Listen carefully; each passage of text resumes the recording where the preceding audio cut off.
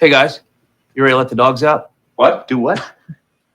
Let the dogs out. You know, like, who let the dogs out? Who?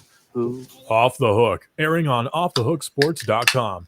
Your home for real news, real opinions, and what really matters about Tennessee athletics. Always available on Apple Podcasts, Spotify, Stitcher, Google Play, TuneIn, iHeart. Like, share, follow, subscribe. Always available wherever you find your favorite podcasts. Good morning to you. Good morning, Orange Blood. Good morning to everybody that is already a part and waiting for the program to start. We greatly appreciate that. Please mash that like button. We appreciate that. Subscribe and share if you haven't done that. We've got a big show, Chris Landry on tap. Also, coming up, we will visit with we'll break down Tennessee's signing class and possible ways that Tennessee will not make the college football playoff. And I want to illustrate those to show you how likely I think it is they make the college football playoff. Good morning, Amanda LaFratta. As always, you're looking glowing and lovely. I hope you're having a fantastic Thursday so far. Thank you. I am, Dave. Hope you are as well. I am. So all kinds of fun stuff going on as Tennessee plays Missouri, and plenty to play for. You would think this could possibly be a letdown game for Tennessee, but not with so much on the docket. Brittany asking Dave, is Gerald going to be able to come back on? Since you ask, Brittany, I will work that out. We'll try to get that on tomorrow, but he needs to be a regular part of the program anyway. I love Gerald Riggs. And favorite story with Gerald Riggs, if I can go Uncle Dave's story time real quick, is they used to practice on the baseball field, which they'll never let happen again because baseball is significant now. But back then, they would hold football practice out in the outfield and just tear the field up all the heck. And after practice, Gerald said, I had a landscaping company, and he said, can I jump in the back of your big long bed pickup truck and give me a ride back to the facility? And I said, sure. So he jumps in, and then about 13 other players jump in the back of the long bed pickup truck. And I literally drove like maybe 8 miles an hour because I thought, what in the world happens? This is how different things used to be, man. I'm like, what in the world happens if somebody hits us or I were to get in a wreck and it happened to be offensive lineman and Tennessee's entire offensive line and Gerald Riggs is taken out? That would have been bad. And, well, yes. How wrong is that on so many levels? My thought would be like, is my pickup truck going to be able to handle this? Because this is a lot of weight, especially if it's offensive linemen. It's a lot of weight. Yeah, and it was a rear wheel drive, and so there was plenty of weight in the back, so we were fine there. But Gerald was getting out, and I said, Gerald, if I'd have gotten in an accident, I don't think I'd be covered in practice. And he goes, no, man. Philip Fulmer would have never let you come back.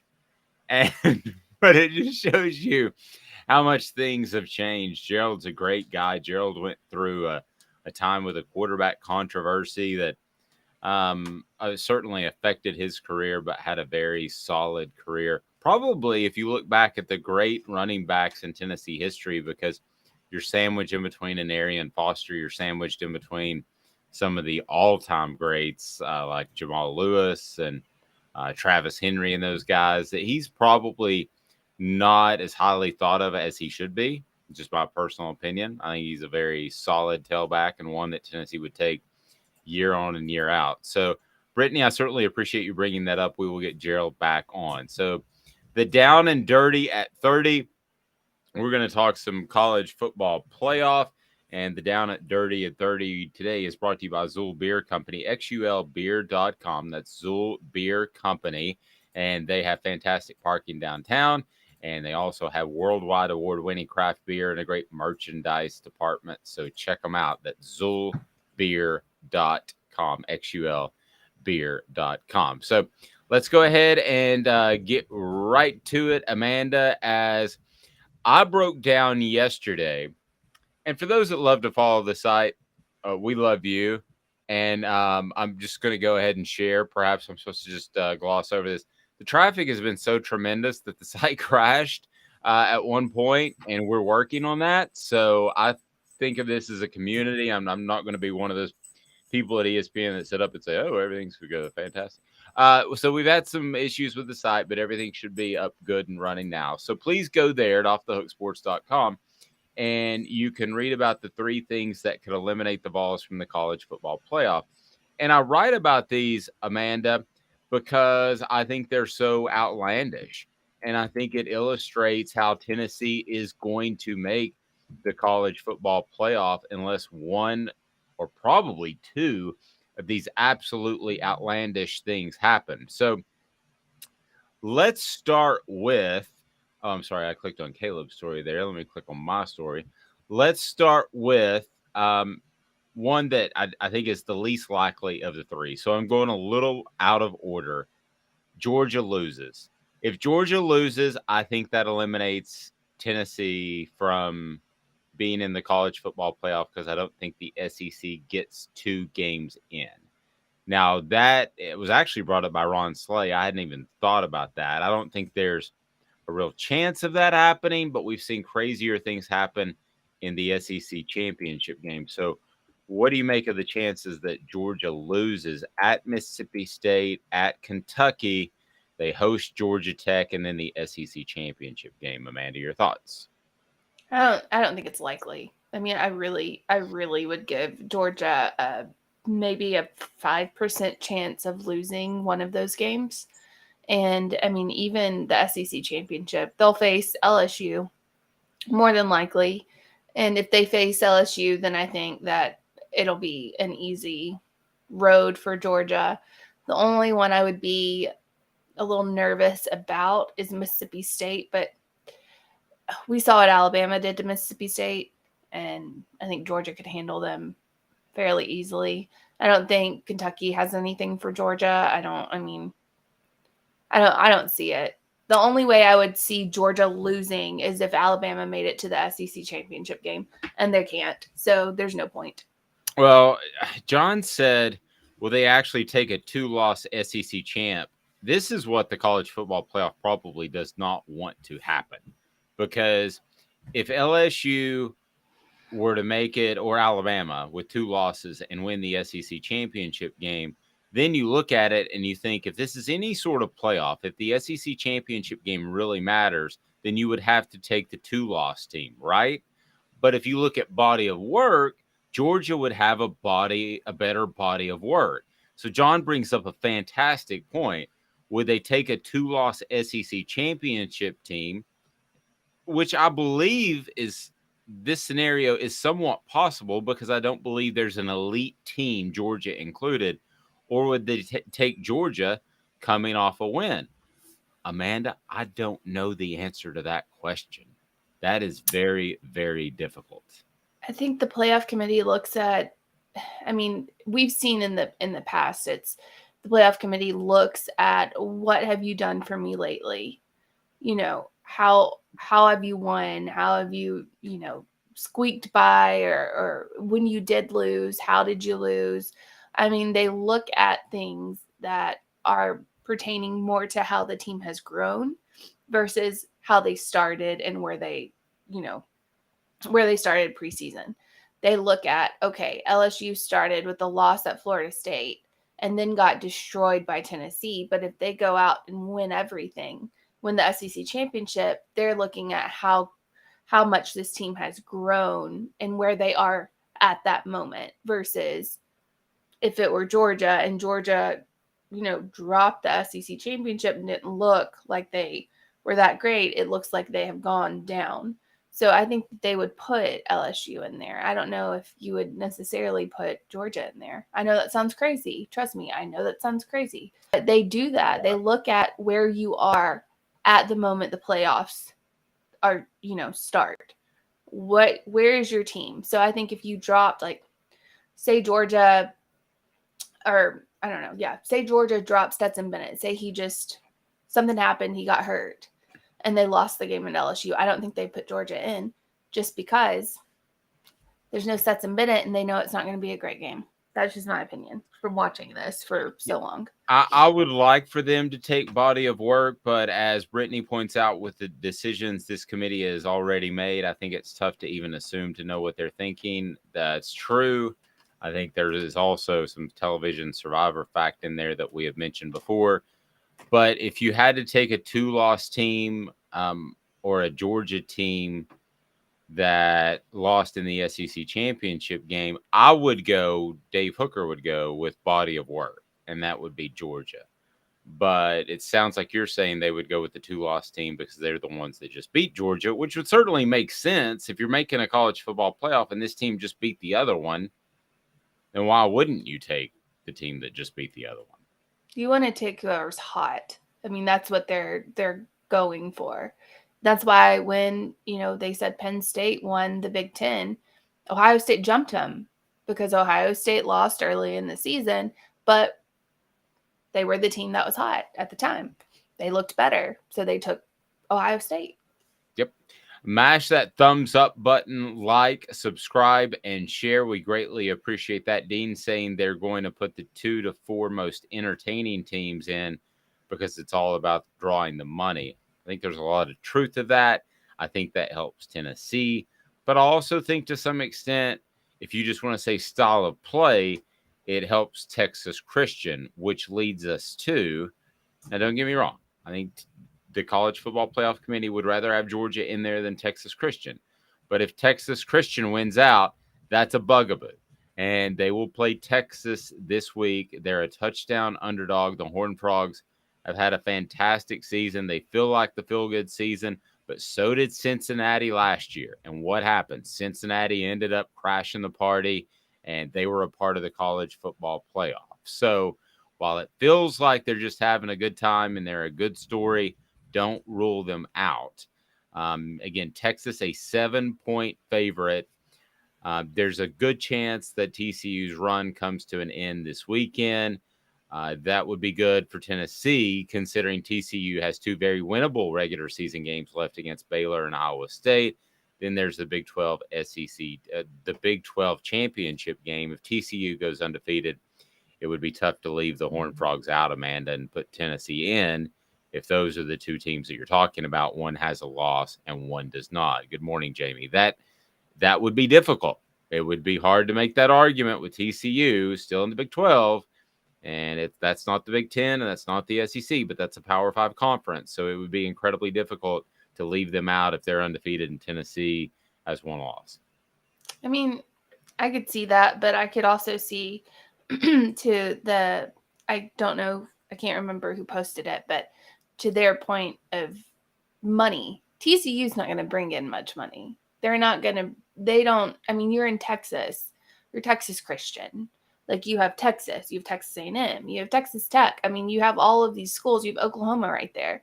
The fan base, TCU doesn't have a big fan base. No. The Horned Frogs don't have a big fan base. So Can I stop you for half a second? Because I agree with you from the marketing aspect. But what money? What do you mean? Okay, so the games are all going to sell out. Even if TCU were to play Ohio State, Ohio State's going to gobble up the tickets. So the gate is not what we're talking about. But I think what you're talking about is probably future television contracts. Okay. Yeah, totally. I mean, Ohio State, Tennessee in round 1 is a lot sexier than Ohio State, TCU. 0 question. Yes, I think you'll have the viewership, advertising, all that stuff. You will have Ohio State, Tennessee would just, I don't know, 5 times maybe the viewership that Ohio State, TCU would bring, or TCU anyone would bring.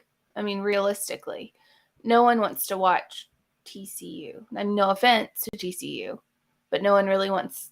I'm not sitting here like on, Saturday waiting for the TCU game. I don't think anybody is.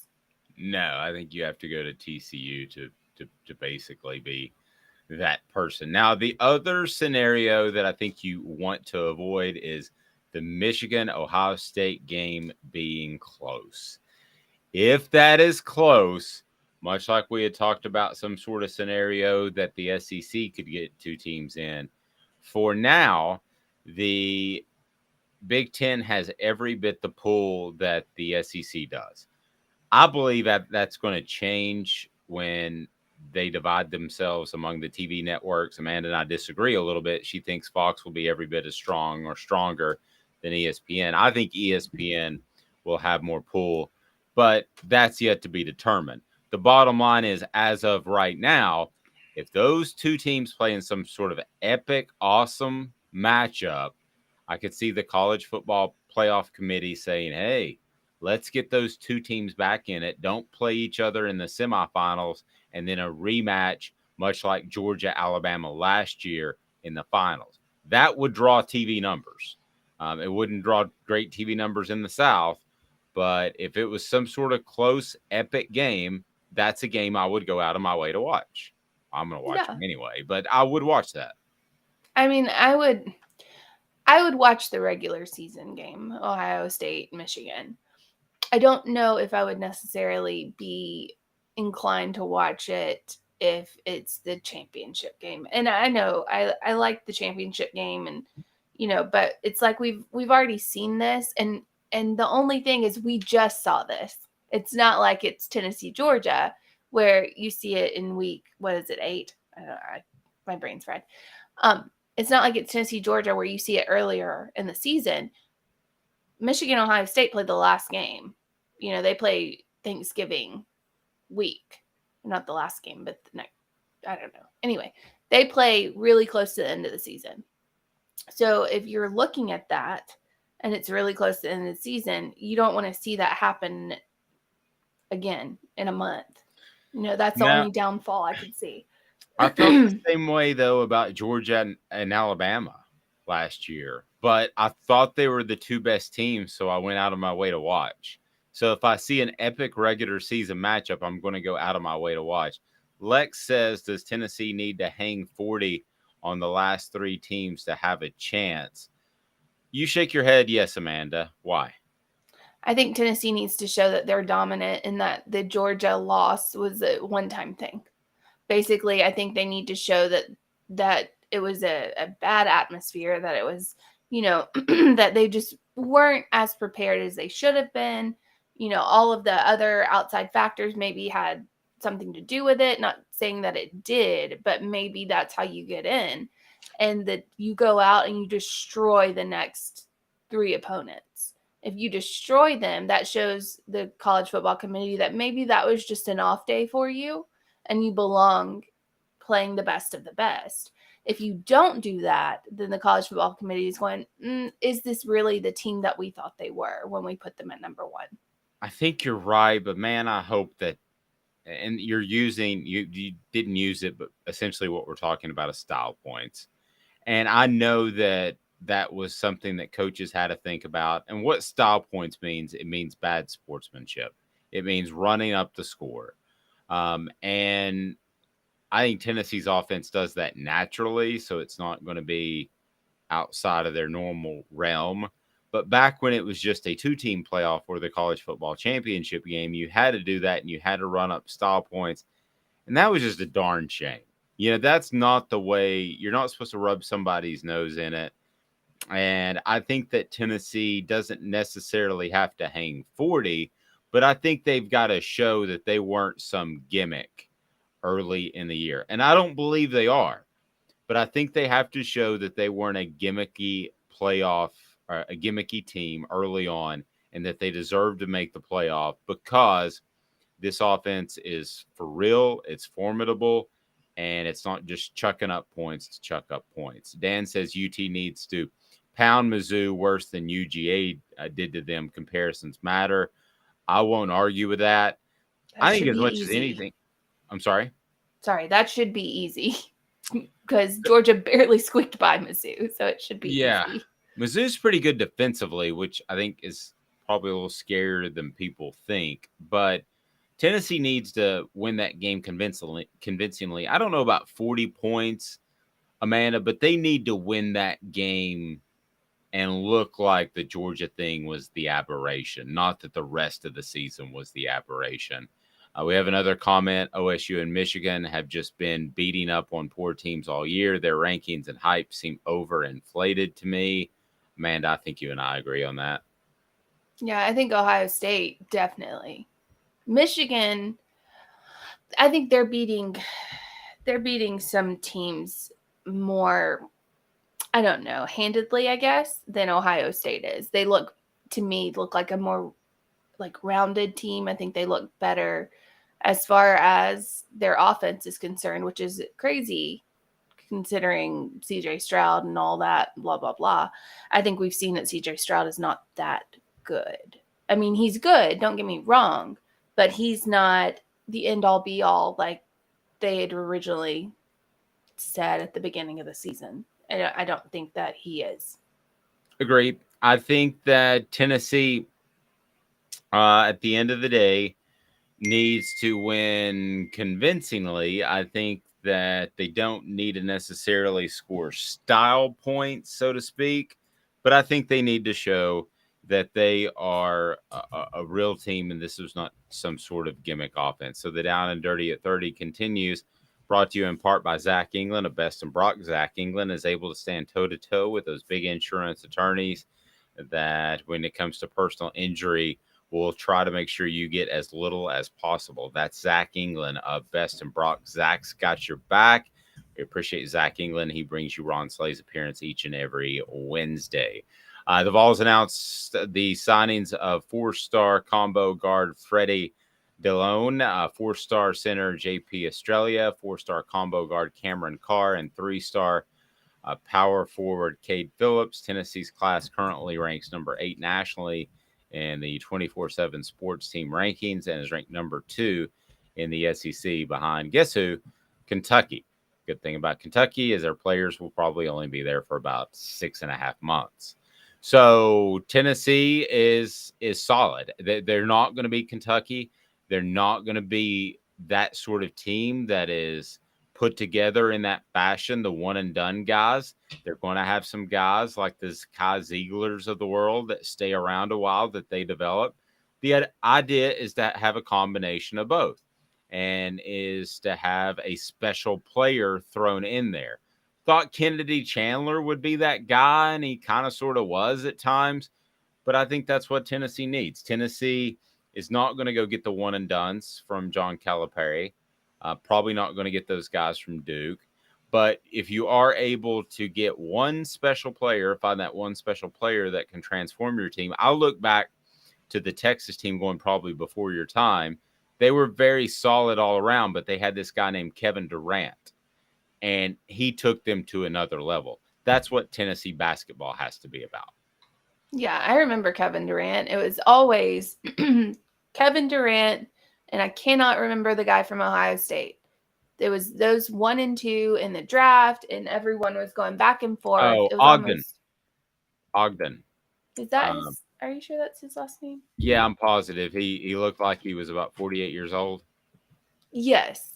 I remember that going back and forth, Odin, I think. Odin. I'm sorry. Greg Odin, yes. Yes, Craig. I was like, Ogden.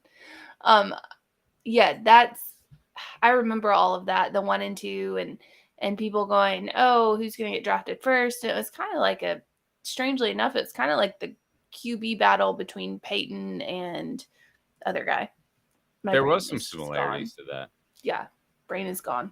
It's fine. Ryan Leaf. Well, and what's funny is Peyton Manning was probably more the sure thing like Odin, whereas Ryan Leaf was the freak like Kevin Durant. Yeah. But it didn't work out the same way as it did with Manning and Leaf. You looked at Greg Oden and you said that guy's going to be a solid post player for years to come. You looked at Kevin Durant, you said, man, and now this is years ago. Now everybody plays facing up to the basket, shoots a three, despite the fact that they're 7'2". And Kevin Durant at the time, you're thinking, man, he's that big and he's that skinny. And do you remember the big knock against Kevin Durant is that he couldn't bench one? So when they do the combine in the NFL, it's 225. which if anybody's wondering, I can get 8 times. But they do 135 in basketball. Okay, so 135. Literally, Amanda, we could train, and by the beginning of next football season, you could get 135 on bench press. Oh, I know.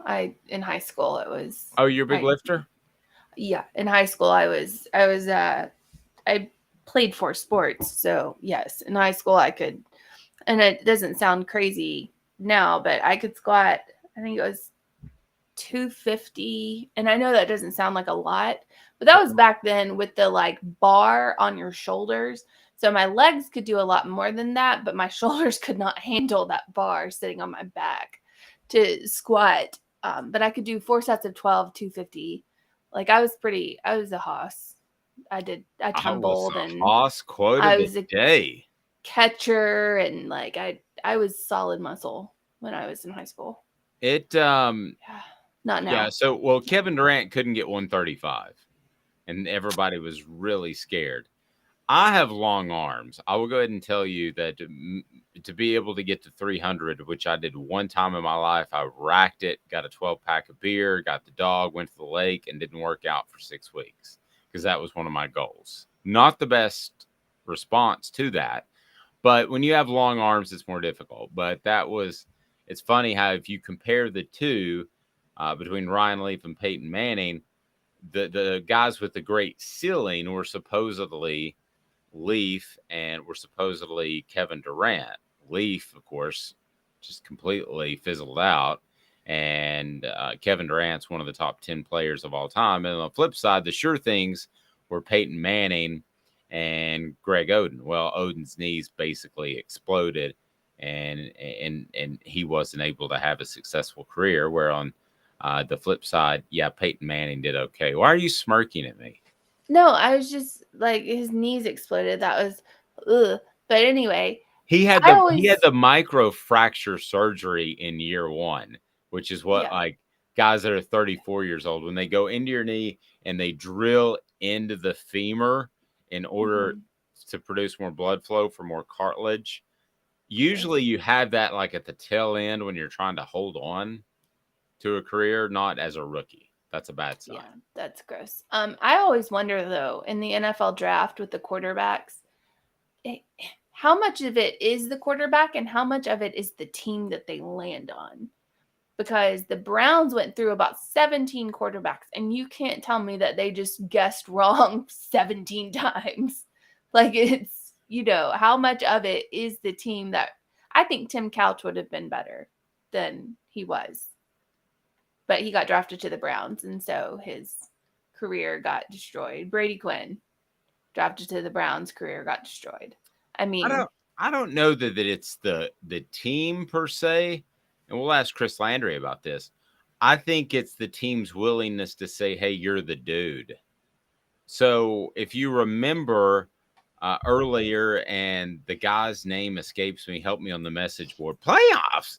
That guy that used to always that said that and threw Peyton under the bus, and Peyton essentially got him fired. The head coach at the time.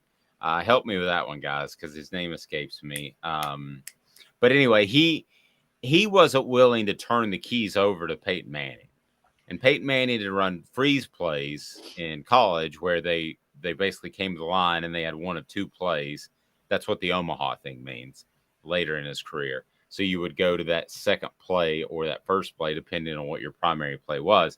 And now it wasn't Herm Edwards. It was, somebody help me with that. It's not Tony Dungy, is it?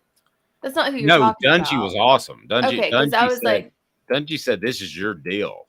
Yeah, that's the only coach I remember with Peyton. That's the only one. Besides the Broncos. Jim Mora. Okay. Jim Mora. Playoffs. Yeah, thank you, Mr. Meatball Gaming. He said playoffs, and Peyton essentially got him fired. So that's fine. It was probably the right thing to do because Jim Mora didn't want to turn over the keys to Peyton Manning. Peyton Manning set an NFL record for interceptions thrown, and there was a reason why. The reason why is he wanted to learn and he wanted to get better, and he knew long term he would be just fine. So anyway, It's an interesting path that we just took. I'll tell you the path you need to take, and that is to financial security. And you need to reach out to a good friend of mine and good friends of mine, and that is Guardian Investments. Nowadays, with the video teleconferencing, it is easy. So you can utilize the resources that the great investors do. And that's by going to GIAplantoday.com, GIAplantoday.com. And you can schedule a meeting. We can do it virtual now. And they are fantastic. And they're going to give you advice and they're going to help you make some decisions, but you're going to be informed and know exactly what those decisions are made for. As a matter of fact, they've got a way to battle inflation. So go to GIAplantoday.com. That's GIAplantoday.com. Back in 2 minutes with Chris Landry of Landry Football Off the Hook Sports. Sun, sand, and salt water, the beach is a very relaxing place. Unless you wear contacts. Ow! Open your eyes to the best the beach has to offer with LASIK vision correction from Campbell Cunningham Laser Center. Hey folks, Gary Viles here, Viles Automotive on Callahan Drive. I've been selling cars here in East Tennessee for 27 years. In that time, I've come to realize it's not about the car. It's about you, the customer. So I'm here to take care of you just like family. Good credit, bad credit, you name it, we can get you taken care of. If we don't have it, we can find it for you. We go across the country to get any vehicle that you want. And here at Viles Automotive, we don't believe in fake numbers. We just give you great deals. And as always, we want, we need, and we appreciate your business. Do you want to own the more that owns every job? Then get to Vassey Lawn and Garden in Cleveland and get you a Toro. I'm David Vassey, here to talk to you about Toro. With a Toro Zero Turn, you'll get more out of every minute and you'll reach the finish line faster. At Vassey's, we like to say, no matter if you're mowing 3 acres a week or 11 lawns a day, homeowners and business owners alike find confidence in equipment they can trust from top to bottom. Vassey Lawn and Garden, Highway 60 North in Cleveland. Man alive, it's worth the drive. This is Steve Rain. I own the Midnight Oil and Michelin Tire Direct service station here in Ooltewah. It's not a fancy place, never has been, but it's a clean place with clean restrooms and good folks who work here. We sell gas and fix cars, nothing glamorous, but we love what we do and we're going to keep doing it for a long time to come. There's not many real service stations left, and that's a shame. We're the guys just like the guys back in your hometown. We'll fix your tire, change your oil, and put a new set of Michelins on your car. If you want a Twinkie, you'll just have to keep on going. Thanks for the business.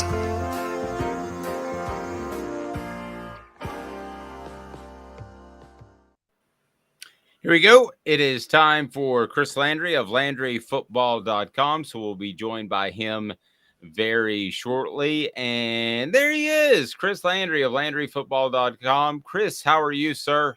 I am great. How are you guys doing this morning? Well, appreciate the time. So I was laying out what has to happen for Tennessee to definitely make the college football playoff. And goodness knows that could be just like beating your head against the wall because it's a committee of dudes and gals. And anytime you get a committee together, you don't know what's going to come out of that. But a couple of things that I pointed out on offthehooksports.com that needed to happen to make it pretty easy for Tennessee to get that fourth spot. And one is TCU must lose. I think that you compared the two teams, actually, which I found interesting, Tennessee and TCU. But at the end of the day, if TCU is undefeated and Tennessee has one loss, I think TCU would rightly get that vote. Now, other games will factor into this as well, but let's get laser focused on TCU. What do you make of that Texas game? Texas is a 7-point favorite, despite TCU's ranking. What are some keys we need to be watching for that game? And Tennessee fans have a rooting interest. What do they need to be watching in TCU, Texas? Well, the first thing that's the overview of this game is that Texas starts off strong. TCU starts off slow. Texas doesn't finish strong, and TCU does finish strong. So you're talking about where two teams that are just kind of different. I think certainly there's pressure on TCU because they know what's at stake. They're ranked. It's a little bit of that kind of, if you want to throw it into a comparison to what Tennessee had to go through last week. I don't think obviously Texas is not as good as Georgia. That would be the big difference. But, you're ranked.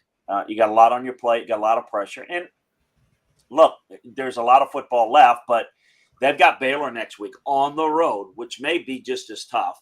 So this is a tough stretch. Look, this TCU team is very explosive. They've got great receivers. The quarterback is phenomenal. He is a run threat. He's a pass threat. Just a big-time playmaker. I think that they are defensively vulnerable, but they come up big on third downs and in the red zone. So they're a very efficient team, and I think they deserve a lot of credit for doing what they need to do to win games, even though they may not do it in dominant fashion. I think Texas has got a really good chance here. I think Texas matches up. I think it's about Bijan Robinson running the football. But Texas just dominated Kansas State in the first half last week. I mean, dominant. And Kansas State came almost all the way back. And so I think you got to wonder about Texas and finishing games. I think that's just part of it. Maybe this is different. I don't know, but that's how I see it. How do you see, speaking of college football playoff and all of that, how do you see Oregon making it if Oregon does making it and overcoming that 49-3 loss at Georgia at the beginning of the season? I mean, realistically. Win the rest of their games. If they win the rest of their games, they got Washington.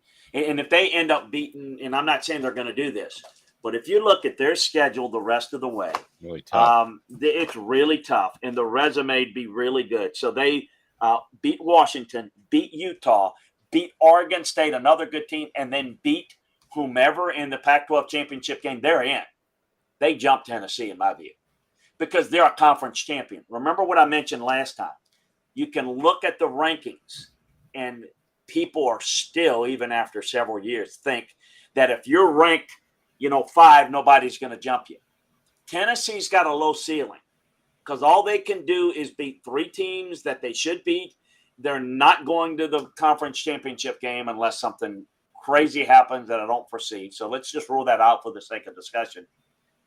Where Oregon's got a tougher path, and so it's going to be difficult for them to do it. But if they do it, you're talking about a one-loss team that won their conference championship, which, remember, the committee's bylaws say that if you are a non-conference champion, you have to be, I think the word is considerably better, or, you have to, it can't be really close. Because if it's close, the conference champion goes in. And listen, here's the thing. They got blown out by Georgia, so did Tennessee. And the point differential is no different. They both got hammered. So they're not going to get, they'll get, that'll hurt them, but no more than it's going to hurt Tennessee. Because the difference in that game is Georgia put the brakes in the rain. And they dominated. Tennessee was never even a factor in the game. Neither was Oregon. So I think Oregon absolutely can get in if they win out. That's going to be awfully tough to do. And listen, let's not just throw Oregon in there. I'm not real impressed with USC, what I see on film. But if they run the table, if UCLA's 12. Now, I know why that is. Their out-of-conference schedule is not good. But any of those teams run the table, don't be surprised that one-loss conference champion among any of the 3 are going to be strong candidates. But I do think Oregon is in the best position because they're ranked the highest. They have less to go. Now, I think it's also Oregon and TCU is in discussion, but it's also, too, about the loser of Ohio State and Michigan and how close that is. That's a factor, too, because there's a scenario where Tennessee and Oregon or Tennessee and TCU can make it. Both make it. It just depends on a lot of factors, and it would, for Tennessee, to me, is Georgia's got to win out. They can't allow LSU to get there and win the conference championship, and then that's a mess because for them. And then they say, well, then maybe all 3 would get in. I doubt that. But there's, like Dave said, there's a million scenarios. But I think obviously TCU, Oregon, But I also think that the Pac-10, the Big Ten runner-up is one to watch too. No, I agree with that. So we were talking earlier how the things that you don't want to happen, you don't want Ohio State and Michigan to run the table with the exception of the game they play each other, and that be some sort of 1-point instant classic. Because if that happens, then both teams could make the college football playoff, and that would be bad for the Vols, right? Yeah, and say that again. Which two? I kind of lost you there. Ohio State and Michigan. Oh yes, if it's close, yeah, they both could. I mean, there's no question if that game looks like these two teams are outstanding. I think that is absolutely in play. It's absolutely in play. Now, Michigan's out-of-conference schedule is not very good. Neither is Ohio State's. Although, and this is one of the things I don't necessarily agree with, but, so now Notre Dame is a little bit of an uptick. So that's going to help USC, by the way, if they beat them. But it's also going to help Ohio State, resume-wise. I don't agree with all that stuff, but the committee is what matters, not what I think. And I think all those things factor in. But, yeah, I think it's in play. Let me say this, too, and I just think there's so much – they're human beings. And if it's close, you can't convince me that trying to spread this around is what they want to do. In other words, they hear that there's SEC bias, and I mean, I think what's going to scream bloody murder is if you have two SEC teams and two Big Ten teams. I mean, I don't think they really want that. I mean, I don't. They will say it doesn't matter, and I don't think it does.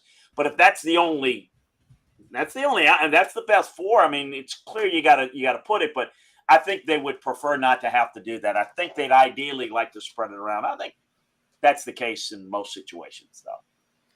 No, I think so too. But this question came up on the message board before we continue to break down what factors could play into what Tennessee does. And this question was asked, who do you think the best four teams are? If it's Chris Landry's college football playoff committee, who would you have the top four today? And I want to double up on that question. Yeah. Who would you have today, and who do you think we'll have at the end of the season? That may be the same. Well, Georgia's clearly the best, in my view. That's what shows up to me on film. What's difficult for me is I think the next best team, talent-wise, skill-wise, is Ohio State, but I don't think they've shown it. I think talent-wise. But it's not just about talent, or you just pick talent. And I just think that they have not put it in all cylinders. And if they don't, I can't put them there. I'm not so sure. I am so excited about Michigan and Ohio State. So I would put right now, I have Michigan slightly ahead of Ohio State. Okay. But they're different in styles. Ohio State's more explosive. They're faster. Michigan's more physical. And so that, to me, is a lot of fun, contrast and stuff. But, I mean, I'm just like, Michigan, Ohio State, Michigan. It's like, take your pick. 2 and 3, that's where we go. 4, I would put TCU right now because they've handled their business. And so I think the way they've got it, I like I said, I no real argument. Ohio State 2 and Michigan 3, but I'd flip them. But for now, and with the understanding that we're gonna let that play out in a couple of weeks. Who's going to make it? I think Georgia's going to beat LSU. I think they're going to win out and beat LSU. I think they'll be in and be the 1 seed. Look, I want to give more thought, and I want to see a little bit more before I kind of, whether it's Ohio State or Michigan. Let's just say it's going to be one of them. Let's just pick Ohio State since it's at Ohio State, and I'm not sure that that's where I'm going yet, but that would be 2. And I have to see that game to determine, because I'm picking what you think I think is going to happen.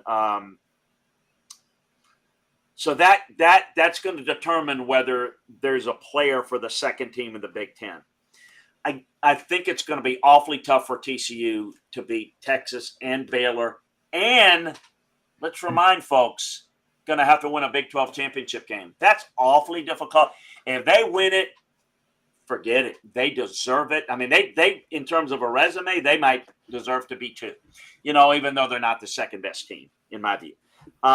So, that would be Georgia, the Big Ten winner, TCU if they win up. But if TCU doesn't win up, then I think it gets really challenging, because then I got to see more football to determine that. Right now, it's clear. It's right now. I mean, this is TCU deserves to be in, and that's that. But I would say this: if TCU wins out, Oregon wins out, they deserve to be in, and I would put them in over the loser of the Big Ten championship game, because that resume will be really good. You'll win the conference champion, but for me, a lot of it is how they look.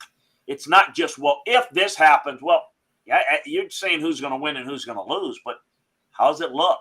How clear? I mean, to me, I don't call it the eyeball test. It's the film study test. To me, means more to me than it does to most people. But yet, I also understand that,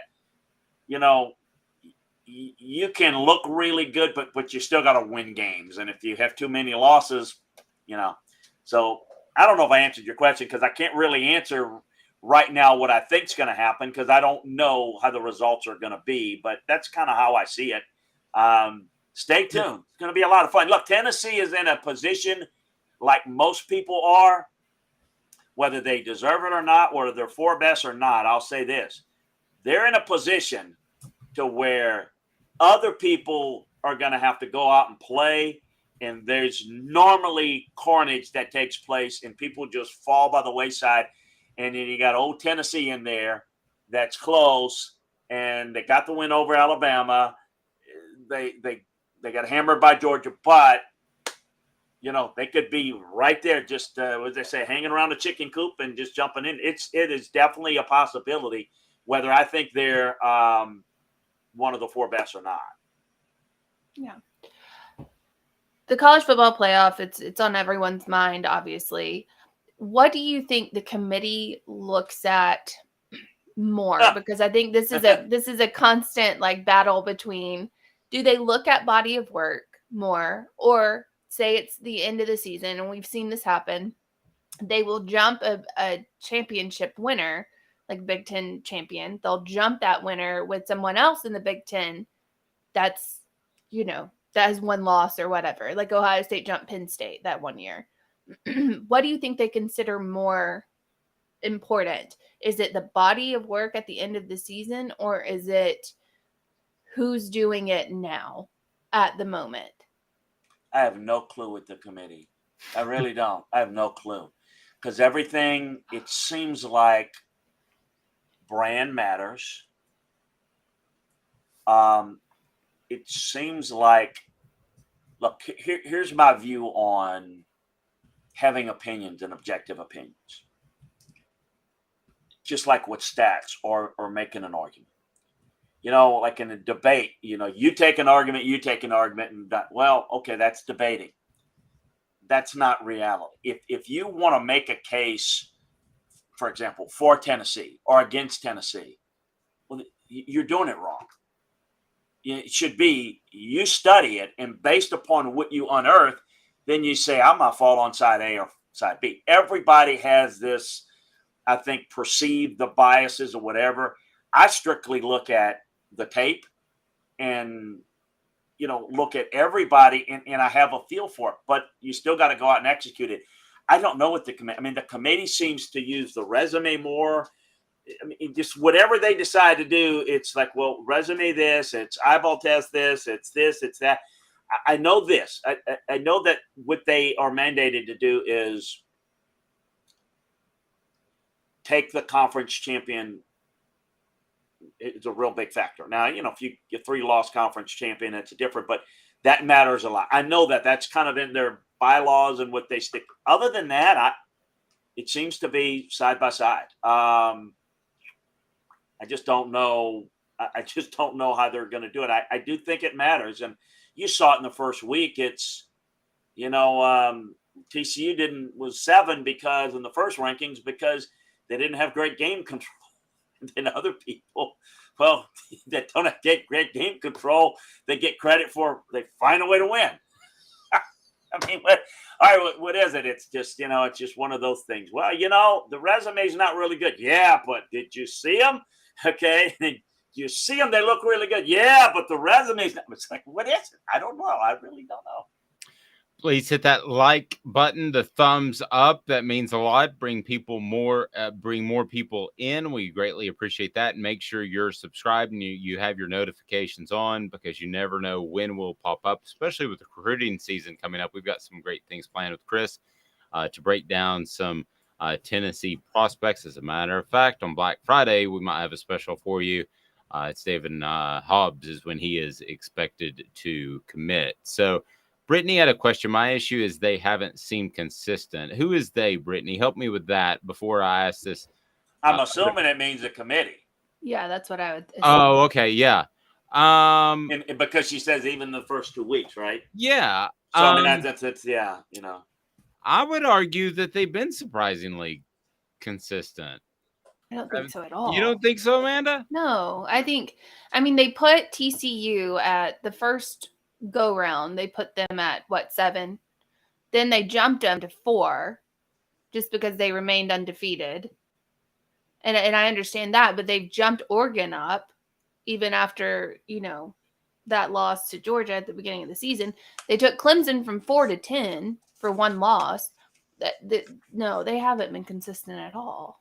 Well, I would say, Chris, consistently inconsistent, because I think you're supposed to take, the way I would view it, if I remember, is a clean slate at the beginning of every Sunday morning when I start looking at these teams. So I mean, that's the way I would look at it. Body of work. So you take the resume out? Well, no, I would take recency wouldn't matter. It wouldn't matter if they won on the day before or week 1. This is me, Chris. You tell me how you would do it. I would take body of work and what they've done each and every Sunday like a clean slate. And this is the way, if I ever get asked to be an AP voter, which I'll probably turn down because it takes hours every Sunday morning. That's the way I would do it in each and every week. So mine would be very volatile. If that's inconsistent, that's inconsistent. But it would be volatile in who I think the best team is on that particular Sunday morning in the 2nd, 3rd, and 4th. Yeah, here's the thing about it. Here's the ugly truth of this.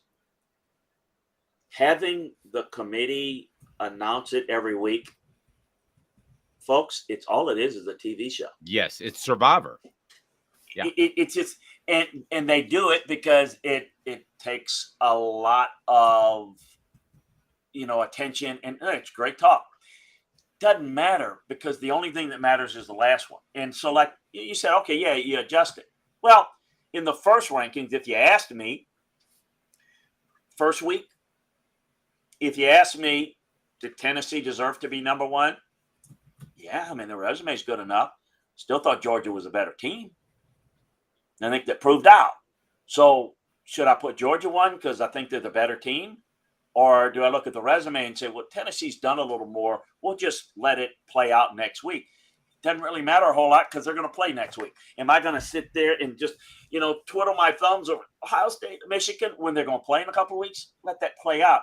I think it's a real problem because it's great conversation, but it doesn't mean anything because in the end, it is the entire body of work. But I think what it should be done, you should study it. But I think the week-to-week thing is non-productive because all it does is create animosity because people get a lot of angst because they still live in that ranking system where if you're ranked 2nd, my God, if you don't lose, you're going to stay 2nd. That's the old voter, and that's the wrong way to do that. And you know why that, and Chris, you know why that is? It's because all the games weren't nationally televised. Well, it's like true. way back in the and people are lazy. Well, and then how do they know how to evaluate a team other than whether they win or not? Well, if that's all you know, then you just look at you got to know football and you got to understand, what led to it. I mean, for I instance, think that's a big part of it. Yeah, but for instance, like in the 70s and 80s, I kind of understood it if you said Sure. if you're on the West Coast and you didn't see Alabama play or vice versa, and you just moved somebody up one and you didn't see them play and how dominant they were or how poorly they played and you just dropped them one, that to me is lazy. See, I actually, maybe I'm the one person in the room and on the message board that likes the way the committee's handled it so far, because I think it's a thankless job. I mean, so in other words, here's the thing. I'm not being critical because I think it's a thankless job. But let me ask you this. Any way that you do it, well, it should be this.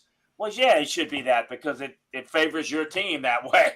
Well, I think it should be that. It's just, you're not going to, there's no way to really do it the way they do it and have, this is what's the criteria? Well, there's so much subjectivity that you can have the criteria, but with subjectivity, you see it differently.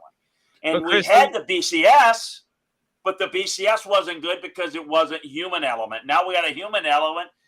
They hate it as much as the BCS, most people. And I think that's just, you're not going to please people. But to my point, and I want to get Amanda's thoughts on this too, but to my point, Chris, Alabama has 2 losses. Mm-hmm. They, to me, are by far a better team than Clemson.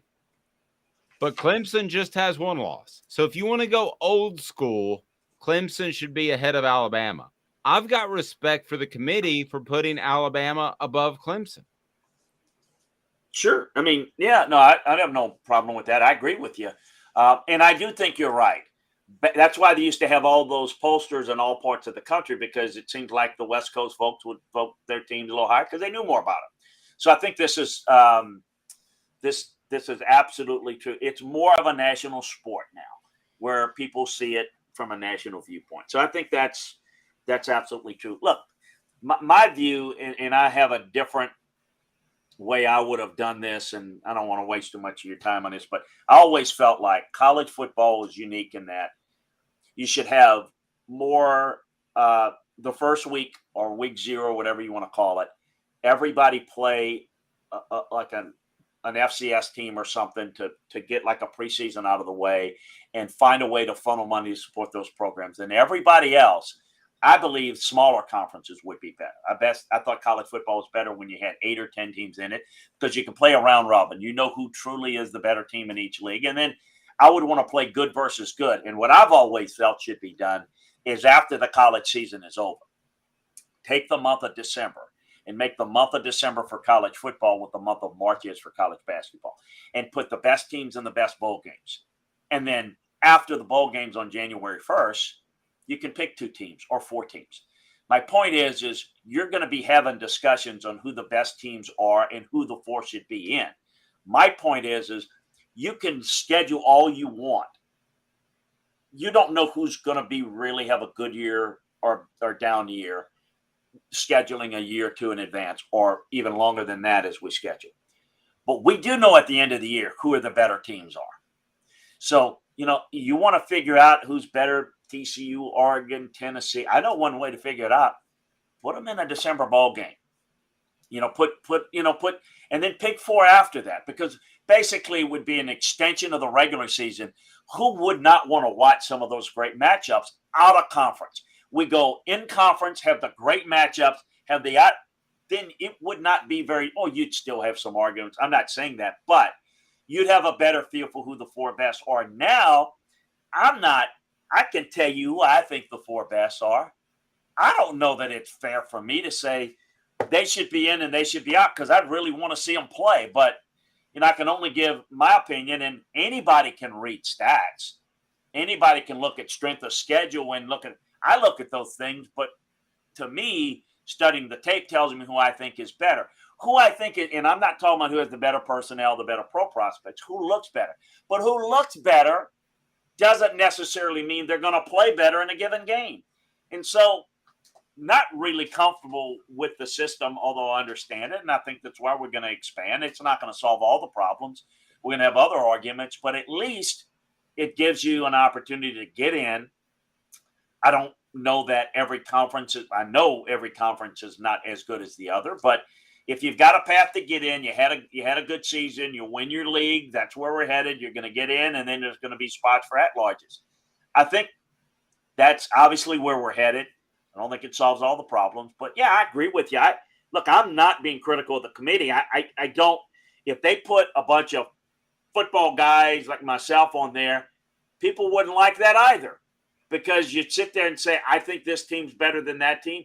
Look, if a team is a 2-loss team and they look better on tape than a team that's unbeaten, well, that may be how I see it, but I have to respect the fact that that team didn't lose a game and this team lost 2. And so, I can say that team's better, put them in. Well, that's saying with a certain amount of certainty that the unbeaten team would not have won the 2 games against, would have gone unbeaten against this other.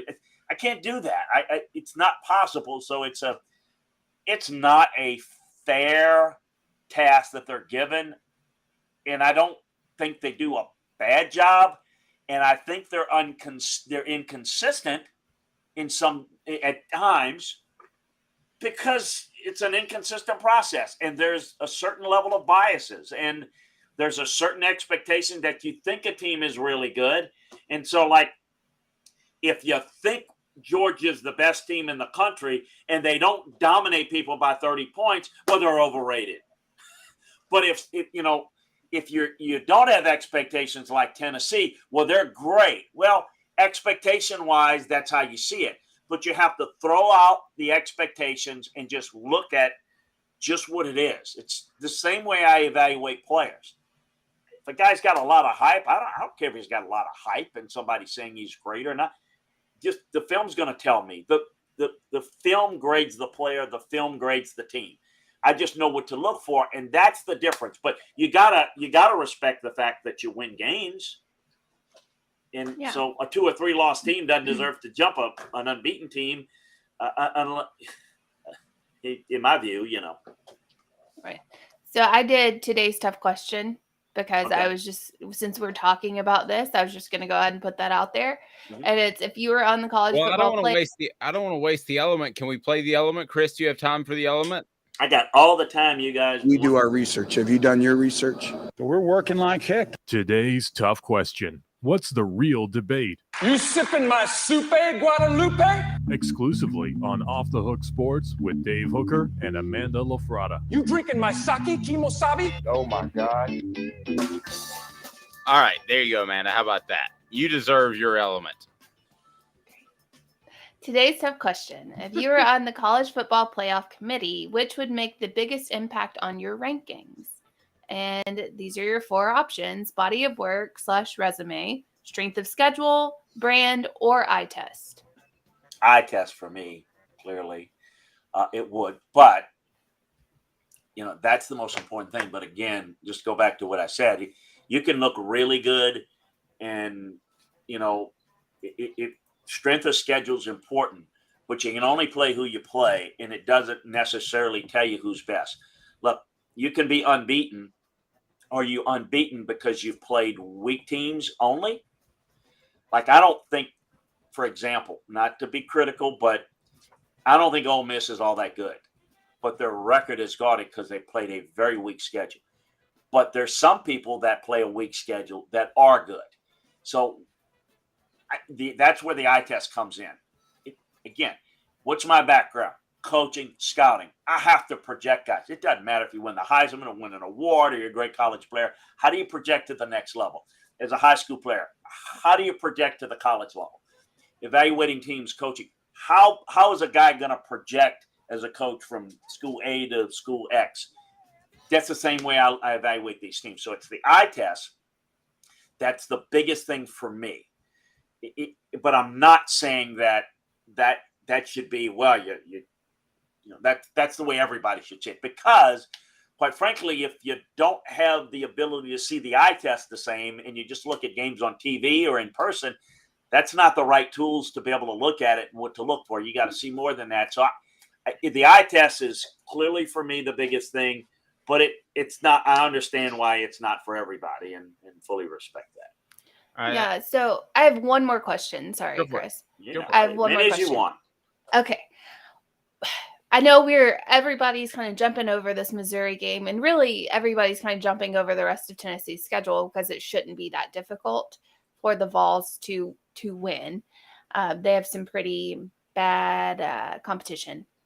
But let's look at this Missouri-Tennessee matchup and kind of give me your thoughts on what Tennessee's going to need to do to win this game, what Missouri's going to need to do to win this game, and where they'll have trouble each team, like what side they're going to have trouble on. I'll start with the latter. I don't think Missouri can win the game. I don't think there's a path for Missouri to win it, other than Tennessee would have to lose it. Just, this is I think the defensive front for Missouri can be a little sticky at times. This is not going to be like Missouri played against Georgia. So people will confuse that and say, well, I don't get it. Missouri played Georgia well. Georgia, beat Tennessee. How's Missouri not? Well, it's completely different styles. Okay, Georgia plays everything close to the vest. They don't open things up. They dominate you, but they don't just explode points on you. I mean, they exploded on Oregon because Oregon turned the football over, and Georgia created a lot of that. Tennessee is going to make enough explosive plays to where Missouri's offensively not good enough to keep up. Now, there's always, it's football, it's sports. Could absolutely Tennessee lose it? Of course. It happens all the time. Not all the time, but it happens sometimes. Tennessee would have to be sloppy, turn it over, do things that they really don't do normally. And why would that happen? I don't really see it happening, but why would it happen? Well, didn't have a good week of practice, kind of licking their wounds from last week, feeling sad, whatever. I think Tennessee rolls. I think they win. I think they win big because I just don't think Missouri matches up all that well. But Tennessee better be ready to play and be focused to play their game. Tennessee plays their game. It's just a matter of how many points and how big a margin. If they don't play well, then that's going to make it closer and maybe make it thrilling in the second half more than Tennessee fans would want. That's how I see it. It's not a real strong X's and O matchup. It's just more about emotion and intensity and focus. So somebody's trying to get a rise out of Amanda on the message board about Alabama, but I do want to ask you this. There is this national contention among the media, the national media, that the Nick Saban run is over. If I made you bet a mortgage payment that he wins a championship or not, what would you bet? Oh, win another one? Yes. Oh yeah, I think there's a really good chance of that. I mean, okay. I think it's. Now, but I would say in the next 3 years, because I mean, you're not going to coach forever. I mean, 71, but yeah, I think they can. Yeah. So okay, so let me take it a step further. To make it a fun gambling aspect, I'm going to put it at 1.5. So you have to take the over or the under mortgage payment on that. Well, yeah. Thanks for betting my mortgage. Appreciate you doing that. That's awful. I know. No, I would say I'm just teasing. No, I would say less because I just think time is, I mean, look.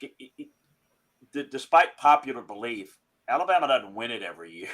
It's like people don't realize what's happening to Alabama right now is normal. What they did winning 6 titles is not normal. That just doesn't happen. Nobody does that. It's not normal for Alabama, I know, but not normal for Nick Saban. But I would say that there's probably one more inning. I wouldn't go 2. Mr. Vegas odds here 1.5. Like he can win one. Yeah. So the odd is they're going to win 2? I would say no. I wouldn't count it out. But I would say that I'll answer this just based on time. If I had to guess, is he going to win 2 or win 0? I'd probably say 0. Wow. Because you got to factor in. It's not just about Alabama. It's about Georgia. I've said this before. Georgia is the best program in the country, and it's been for 2 years. It doesn't mean they can't be beat. Alabama beat them, and I don't know that Georgia's going to win it all this year. But they are doing things at a different level. I think what's going to happen at Alabama, Nick is going to make some changes, but I think the difficulty is as he makes changes, it's different than making changes 5 years ago, 10 years ago. Defensively, he gets young coordinators that run the defense like he wants. So if there's going to be transition, how much does he want to transition? I mean, if it takes a couple of years to transition into getting get new people, and it takes the clock is running. I mean, look, I don't know. Nick's not gonna. I don't know how to answer the question how long he's going to coach. I mean, there's no way, but it's just pretty common sense that if you're 71, you're not 61. So it ain't going to be another. I mean, I don't see him coaching at 81, and maybe I'm wrong, but. So I think that the time is the element, and that's a big factor. I also think there's another element to this. Everybody's dealing with NIL. Everybody's dealing with transfer portal stuff. I don't think any coaches really like it, but some people are embracing it a little bit better. I think that's tougher for Nick to embrace with. I think there's a frustration level. I think if Nick can win one more, I'm not saying he's looking to win one more and leave. I think he wants to kind of fix it, but I don't know that he wants to be in long term with the way it's going right now. And everybody's dealing with it. This is not an Alabama problem. This is everybody's dealing with it. I just don't think Nick is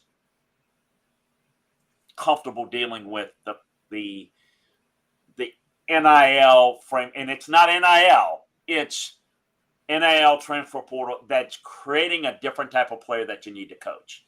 That, clearly they're not getting the message across. And here's the other thing is they've got to look at the entire program on who they're recruiting, how they're recruiting. Because, listen, they're going to be ranked. They've got the number one ranked recruiting class. But the number one ranked, you do understand how these recruiting services rank guys. If Alabama, Clemson, Ohio State, and Georgia are recruiting a guy, he goes from a 3-star to a 5-star pretty quickly. Okay, that's how they do it. They don't really have to evaluate. Are you evaluating the right guys? They may be talented guys, but are they the type of guys that you want in your program, that the toughness of work ethic? Because I can tell you this, and I've said this before. Look at this Alabama. This offensive line's not as good as they've been. The receivers can't get open.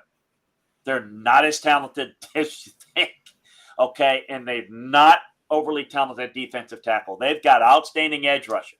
They're not as good in the secondary. By Alabama standards, I still think they've got better overall talent than Tennessee.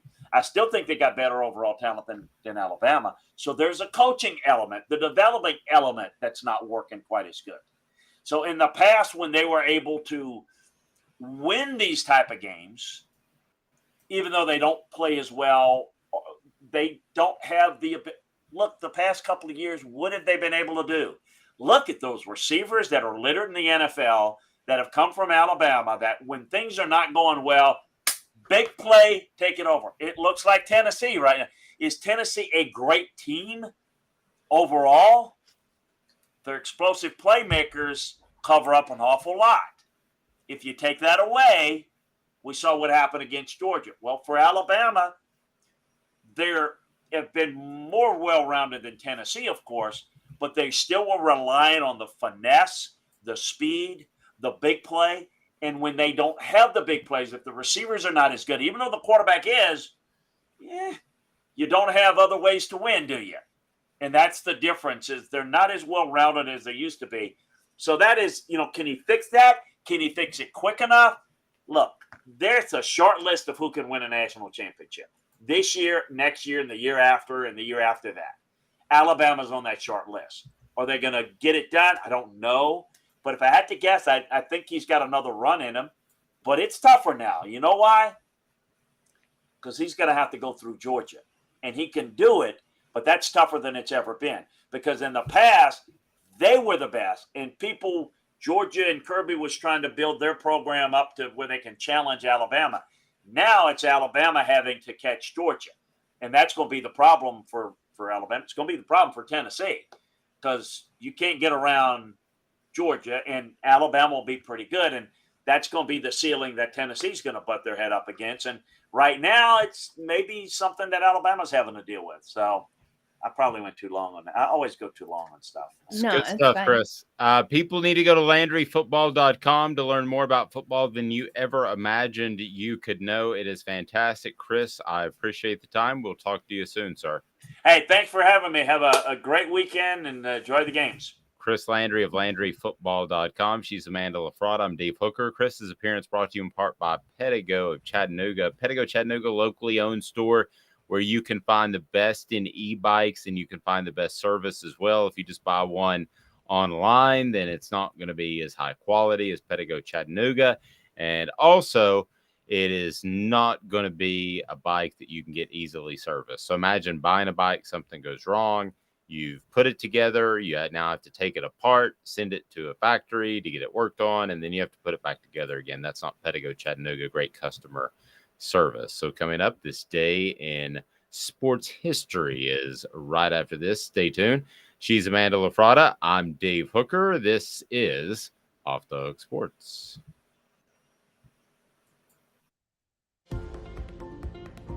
Life's about choosing where you want to go and mapping out a financial path to get there. Of course, things don't always go according to plan.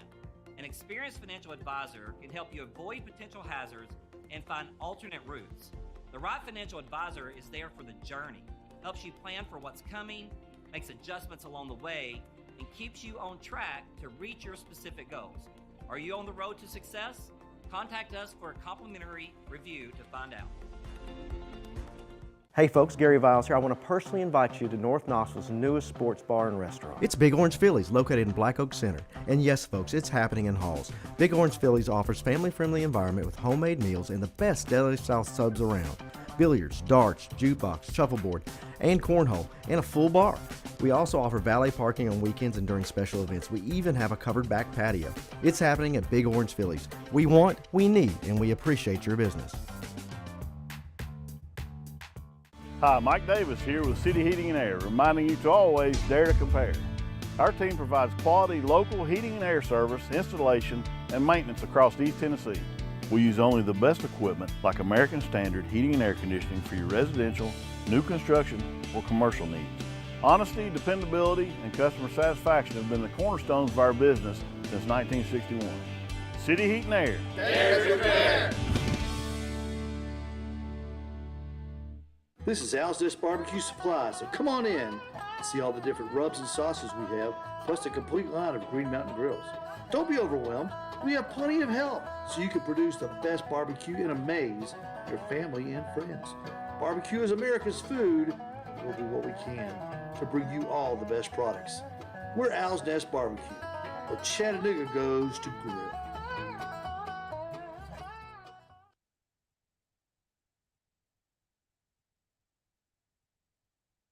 Got cataracts? We can fix that. Never miss another moment. With a little help from Doctors Campbell, Cunningham, Taylor, and Hahn at cctis.com. Perspective, exclusively on Off the Hook Sports with Dave Hooker. You're so old. When you were a kid, rainbows were black and white. And Amanda LaFratta. New kids on the block just called. They wanted you as a backup dancer.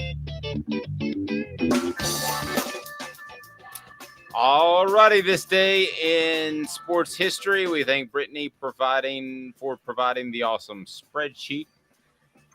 How about this? Back on November the 10th, Tennessee defeated number 13 Notre Dame 40-18. Hubert Simpson rushed for 117 yards and 4 touchdowns. That's back in 1979. I do miss those games and miss those rivalries. I don't know. It's not a rivalry. It's not like Notre Dame, Michigan, or it's not like Tennessee, Alabama, or any of those real rivalries, but it was one of those cross-sectional ones that, I don't know, kind of meant a little something different, which I thought was pretty cool. So this day in sports history, and congratulations to Gary Kasparov. who in 1985 became the world chess champion. Thoughts on Gary? Is chess a sport, Amanda? I don't consider that a sport, a physical game. You just move. It's like saying, is solitaire a sport? No, it's just strategy. Yeah, I'll tell you another one that's crazy is in 1957, there was an NFL record crowd of 102,000 for the 49ers and Rams in LA. So I'm assuming that would be at the Rose Bowl. And I'm assuming that they gave a lot of tickets away just to break the record, correct? 142,000? No, 102,000. Oh, I thought you said 142,000. I was like, how did they fit that many people in there? They only took skinny people. That's rude. It's fat shaming. I'm not fat shaming anybody. I'm fat. Fat shaming. No, so 102,000 showed up for an NFL game. That's one of the things that people don't realize that love sports in the Northeast and don't see, even the Michigan and Ohio States of the world, but especially in the South, that 100,000 show up pretty regularly on a game at like a half dozen locations. 90 to 100,000, no big deal. They just show up. That's what they do. So it's pretty phenomenal. All right, so this day in sports history today is brought to you by our very good friends at Nutrition World. I purchase all my supplements from Nutrition World, and you need to go to nutritionw.com for the best supplements. I'm going to go ahead and tell you the acronym store that you can go to for your supplements. They're not going to give you a lot of insight. So if you need it, you can always call Nutrition World, but everything's on e-commerce. So you can order it there. Know that it is absolutely organic and great for you, and it will change your life. And you don't have to be scared about taking some other supplement that you don't know where it came from, that acronym store. So go to nutritionw.com, nutritionw.com. All right, a little message board bingo.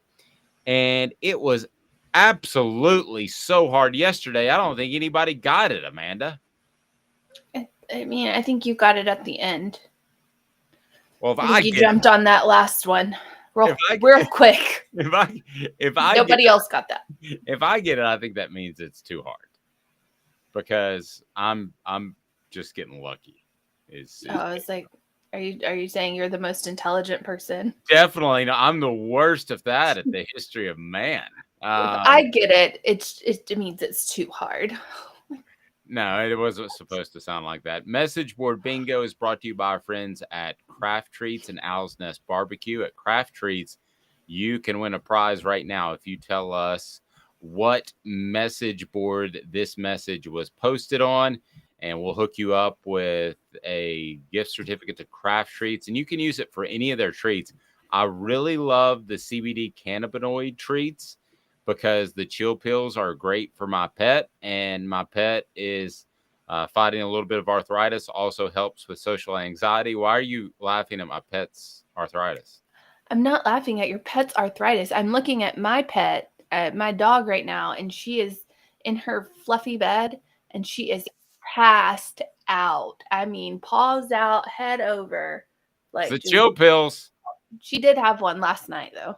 Yeah. And you can go to Off the Hook, or you can go to crafttreats.com, use the promo code Off the Hook, and you get 20% off anything, CBD or not. And it's great holistic thing. So again, it's good for your dog. And I thought of something funny that you wouldn't think was funny, but I talked about how my dog, if it doesn't have the chill pill that day, it can't jump up on the bed because it's kind of a high bed. So we put the little ottoman there so it could kind of shuffle itself up. But it's scared to get on the ottoman. So now we put it on the ottoman so it'll make the jump to the bed. But it hates being picked up. And it's a smaller dog. Most smaller dogs like being picked up. But now the funny thing is, if I forget to give it the chill pill, he jumps up and he kind of makes it halfway. And then his little front arms are trying to scurry up onto the bed. And it's a real struggle. That's awful. But my dog sometimes busts it trying to get in my car. And I have a car. I don't have like an SUV or anything, and she'll just jump and like scurry, and I have to catch her. It's a fun day. All right. So the chill pills will take care of digestive issues as well. And again, go to crafttreats.com, use the promo code Off the Hook. I want you to do that. I want you to check it out because you'll absolutely love it. And as far as our friends at Alice Nest Barbecue, if you don't have a pet, you can win a prize from there. They're in beautiful Ottawa, and they have, wow, an incredible selection of barbecue sauces, rubs, and the Green Mountain Grill that maybe I've dropped a hint on for Christmas. Maybe. Oh, did you drop it to them or did you drop it to Oh, Sheila? not to them, my mom. Oh, your mom. Yeah. There you go. So we had one of those, and they're one of the big names. You'll hear them on the Dan Patrick Show, and I'll be honest with you, I'm not ripping another brand, but it never worked like it was supposed to. And then it even worked worse when we moved to Chattanooga, and my stepdad and father-in-law decided that they wouldn't properly strap it in and threw it out of the back of the pickup truck on the interstate. Yeah, Now, I bet it didn't work at all. now it really doesn't work. So I need a Green Mountain Grill, and I do the smoking, so they'll take care of that. Message board bingo is now. You can win prizes. Tell us what message board this was posted on, and boom, we're taking care of you either with Craft Treats or with Owl's Nest Barbecue. Here we go. Is it true that Tennessee threw the Georgia game? I have a working theory that Tennessee lost on purpose. And why not? They dropped to number 5 and avoid having to play in the SEC championship game. They'll still make the playoffs. Tennessee is the smartest team in the room. Your hint is it's not Tennessee. It is a different fan base. Hint is it's not Tennessee. Do not guess Tennessee because Tennessee is not the fan base that posted this. This is a different fan base. Okay. It's not going to be Georgia because they're gloating that they won. Smoky Mountain Red says Bama. I don't see why they would say it. Dean says Vandy. Gene Vandy says, would never say somebody else is the smartest team in the room. Gene says South Carolina. No. Brittany says she saw that one. Daniel said Bama. Give us another hint, Amanda. I mean, it's an SEC team. I don't really know. I can't just give you more hints. Well, you can. I mean, I can. Not like the game show board's going to come in and shut us down. What do you want me to say? It rhymes. Stop giving away your Craft Treats, you dirty dogs. It sounds like Ligers. I mean, I don't know what else you want me to say. I'm gonna say it's Missouri. Oh, Dean said Missouri before I did. No, it's LSU. It's LSU? It's LSU. Unbelievable. Have a fantastic day, everyone. Dean, I thought you had it. We'll give away more tomorrow. So check us out each and every weekday at 8:30. We certainly appreciate it. She's Amanda LaFratta. I'm Dave Hooker. This has been a presentation